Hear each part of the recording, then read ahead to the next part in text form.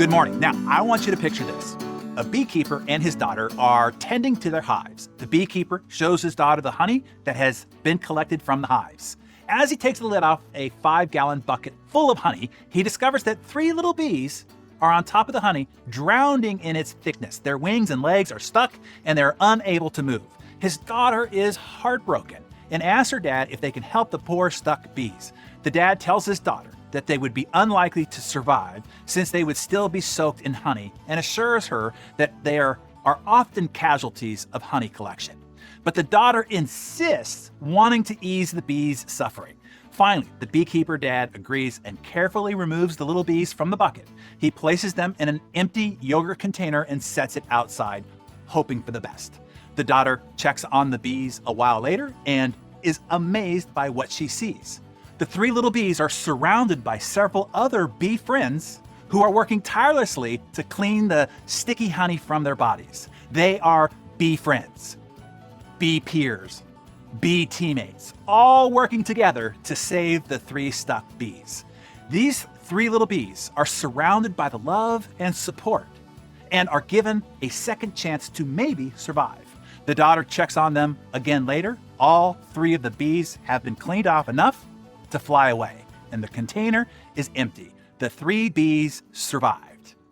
So here's what we can learn from this story today. First and foremost, having the right support system, the right people surrounding you, is a matter of life and death. Not always literally, like in the case of the bees, but most definitely spiritually, in rising up to your full potential. To become your very best self, you need to surround yourself with people who support you and encourage you and never give up on you, no matter how inconvenient, no matter how trying the circumstance.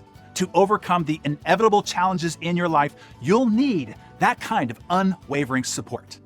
Secondly, we can all learn from and be inspired by the bees' ability to work together, to redirect the community, to help those few in need.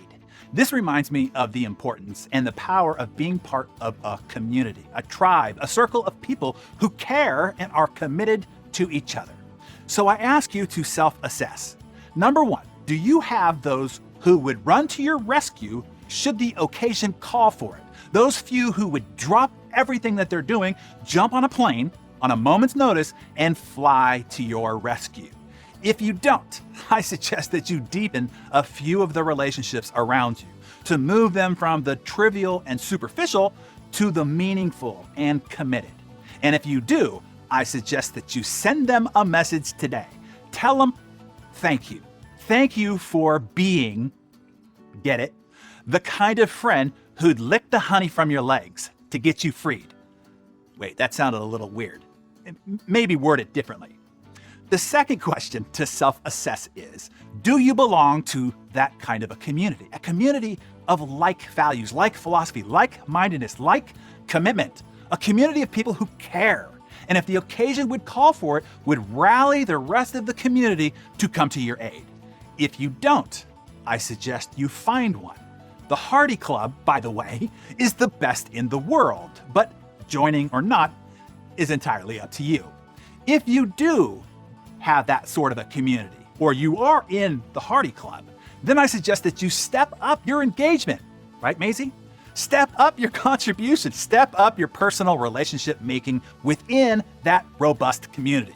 Because if the occasion calls for it and somebody tries to rally the community on your behalf, you don't want them saying, "Who?"